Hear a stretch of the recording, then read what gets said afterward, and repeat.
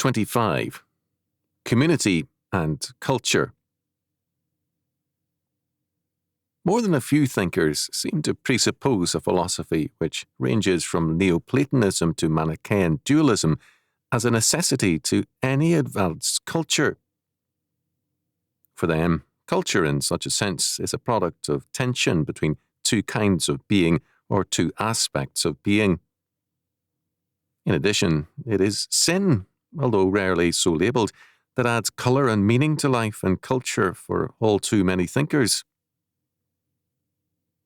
Leo Tolstoy began Anna Karenina with this sentence: "Happy families are all alike.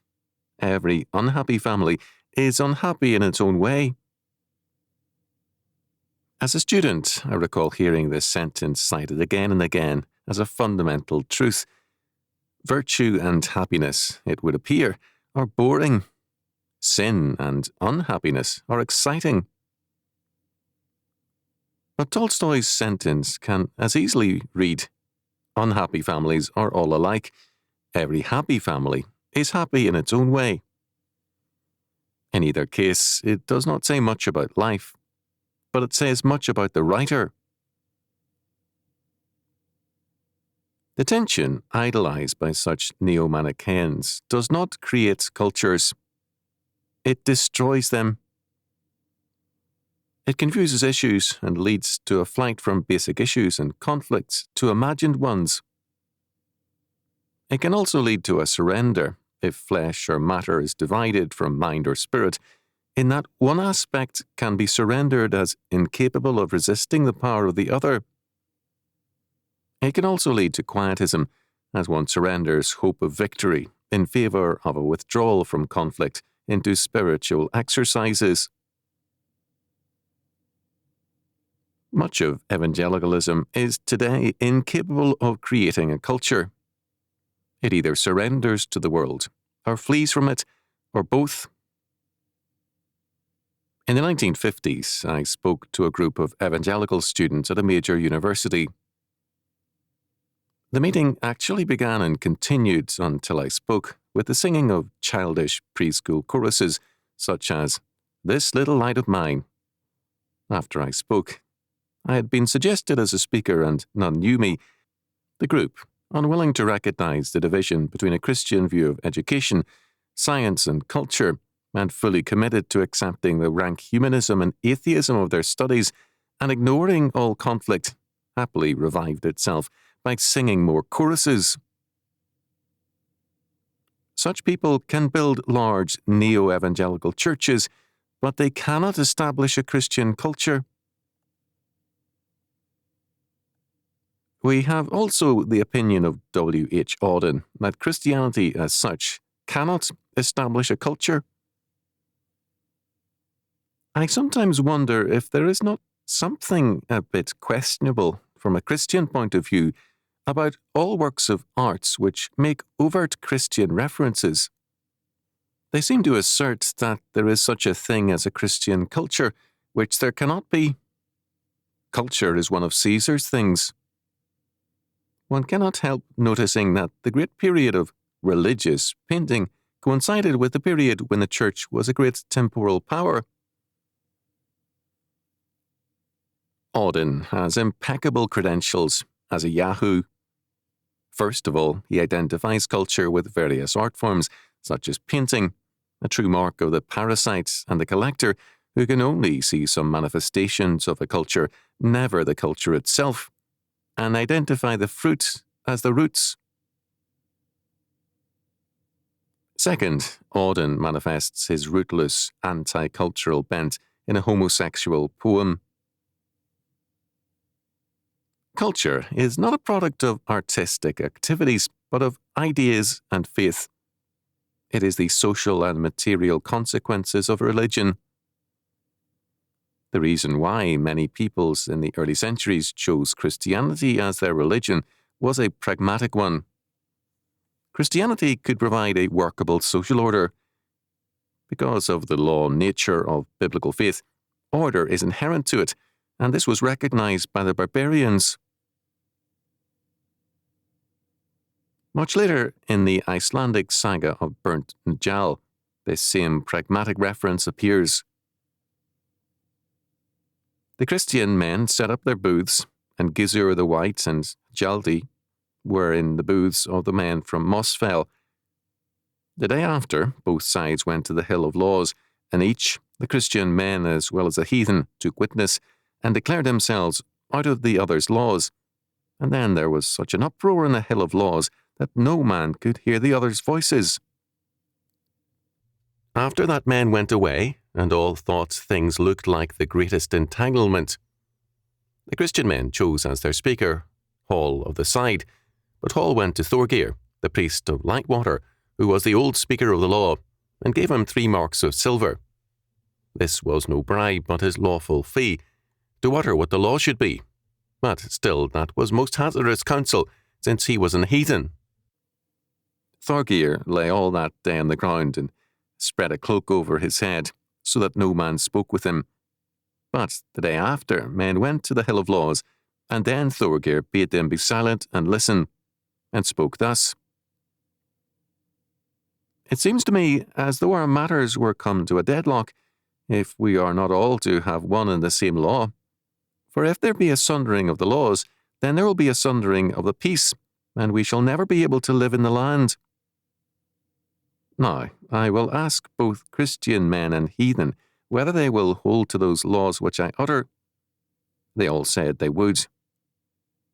He said he wished to take an oath of them, and pledges that they would hold to them, and they all said, Yea, to that, and so he took pledges from them. This is the beginning of our laws, he said, that all men shall be Christians here in the land, and believe in one God, the Father, the Son, and the Holy Ghost, but leave off all idol worship, not expose children to perish, and not eat horseflesh. It shall be outlawry if such things are proved openly against any man, but if these things are done by stealth, then it shall be blameless. By all this, heathendom was all done away with within a few years' space, so that those things were not allowed to be done either by stealth or openly. Thorgeir then uttered the law, as to keeping the Lord's Day and fast days, Yuletide and Easter, and all the greatest high days and holidays. The saga has reference to the meeting of the Althing in AD 1000. It was preceded by some conflict, including some aggressive acts by Christian leaders. After the very strongly Christian settlement, paganism continued in Iceland despite the official Christianity. Why then, here and elsewhere, the surprising shift in religion?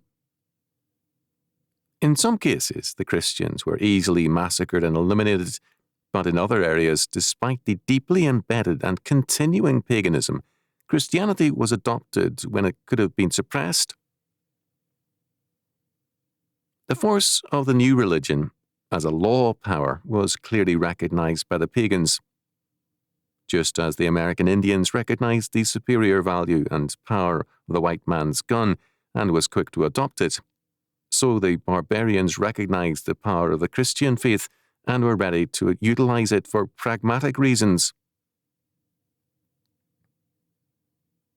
In the 1940s, I was told by American Indians that the white man was superior because of the Bible religion, but they were unwilling to adopt it because they recognized that the white man was abandoning it for evolution, which must mean greater power. Superior power is readily desired, and Christianity's cultural force has been a major missionary factor in that various peoples have been attracted to the faith because of its ability to order and motivate society. Christian faith has material and social consequences when it is true faith, when it obeys God's words. This is the repeated statement of Scripture, as witnessed not only all of Deuteronomy chapter 28, but also Leviticus chapter 26. In Leviticus chapter 26, verses 3 to 21, we are told, If you walk in my statutes, and keep my commandments, and do them, then I will give you rain in due season, and the land shall yield her increase, and the trees of the field shall yield their fruit. And your threshing shall reach unto the vintage, and the vintage shall reach unto the sowing time, and ye shall eat your bread to the full, and dwell in your land safely. And I will give you peace in the land, and ye shall lie down, and none shall make you afraid. And I will rid evil beasts out of the land, neither shall the sword go through your land. And ye shall chase your enemies, and they shall fall before you by the sword. And 5 of you shall chase 100, and 100 of you shall put 10,000 to flight. And your enemies shall fall before you by the sword. For I will have respect unto you, and make you fruitful, and multiply you, and establish my covenant with you. And ye shall eat old store, and bring forth the old because of the new. And I will set my tabernacle among you, and my soul shall not abhor you. And I will walk among you, and will be your God, and ye shall be my people. I am the Lord your God, which brought you forth out of the land of Egypt, that ye shall not be their bondmen, and I have broken the bands of your yoke, and made you go upright. But if ye will not hearken unto me, and will not do all these commandments, and if ye shall despise my statutes, or if your soul abhor my judgments, so that ye will not do all my commandments, but that ye break my covenant, I also will do this unto you. I will even appoint over you terror, consumption, and the burning ague, that shall consume the eyes and cause sorrow of heart, and ye shall sow your seed in vain, for your enemy shall eat it. And I will set my face against you, and ye shall be slain before your enemies. They that hate you shall reign over you, and ye shall flee when none pursueth you. And if ye will not yet for all this hearken unto me, then I will punish you 7 times more for your sins. And I will break the pride of your power, and I will make your heaven as iron, and your earth as brass. And your strength shall be spent in vain, for your land shall not yield her increase, neither shall the trees of the land yield their fruits. And if ye walk contrary unto me, and will not hearken unto me, I will bring 7 times more plagues upon you according to your sins. Leviticus chapter 26, verses 3 to 21. Certain things stand out very clearly in this declaration. First, God declares that he will capitalize the people that obey him. This capitalization will include a variety of things, natural and social. He will bless his people with peace and safety, both necessary ingredients to the prospering of a culture. Their enemies will be scattered and defeated. Internally, they will be free of problems from criminals and from the depredations of wild animals. Rain shall be abundant and helpful, and the harvests very rich and bountiful. Above all else, God will himself tabernacle among them and make them his people.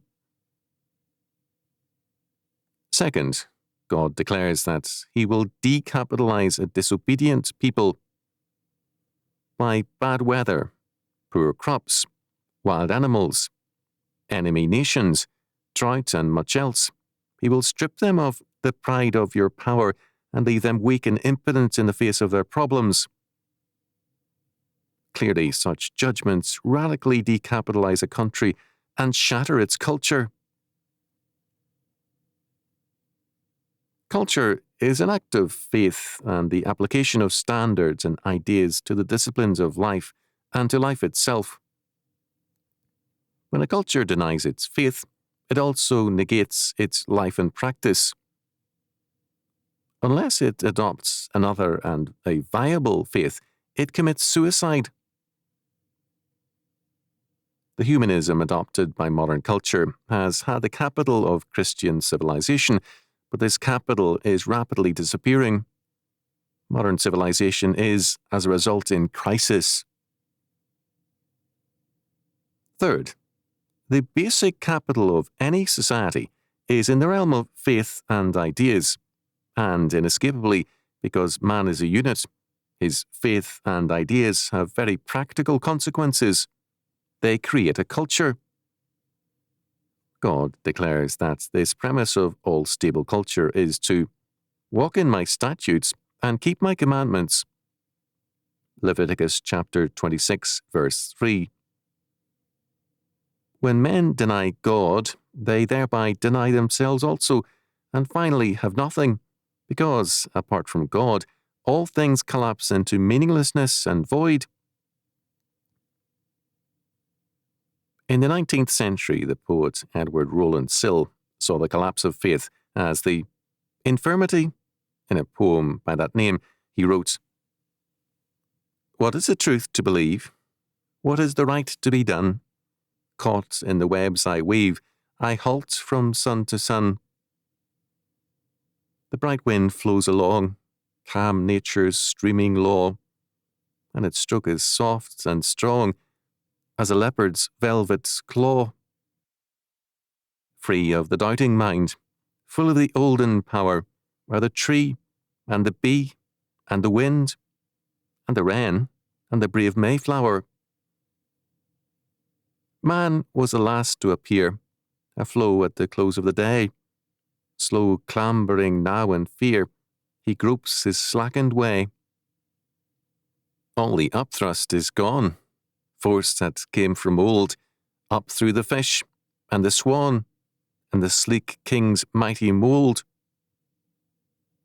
The youth of the world is fled. There are omens in the sky, spheres that are chilled and dead, and the close of an age is nigh. The time is too short to grieve, or to choose, for the end is won. And what is truth to believe? And what is the right to be done?" Because the faith that established truth and right and wrong was gone, Sill felt that the close of an age is nigh. Fourth, while God declares that a strict causality in the form of rewards and punishments will prevail with respect to his law, there is also more than that. The personal factor. His covenant. God declares, "I will establish my covenant with you, and I will set my tabernacle among you." Leviticus chapter 26, verses 9 and 11. It is always the totally personal God with whom we have to reckon. Culture is not a product of causality in the world of animals. Ants, baboons, and bees all have very interesting and divinely ordered lives. Their worlds manifest the order which is God's handiwork. Progress, history, and culture are, however, beyond them, nor can they establish civilizations. These are products of persons created in the image of God and products of their relationship, explicit and implicit, with the sovereign and omnipotent God. Behind the basic capital of faith and ideas are persons, and supremely, the personal and triune God. Any philosophy or theology which tends to depersonalize the world and man will, to that extent, inhibit and destroy the development of culture and civilization. Materialism, naturalism, idealism, Neoplatonism, Manichaeanism, Monophysitism, Arianism, and other like ideas tend either to depersonalize or divide reality, or both in some cases, and, to that degree, there is an inhibition on the growth of culture. Only as we see the unity of creation under God and recognize that behind all causes is the totally personal cause, the sovereign and triune God, can culture, the expression of personality in practical and immediate forms, flourish and express man's cultural mandate. A false or deformed doctrine of communion means a deformed community and culture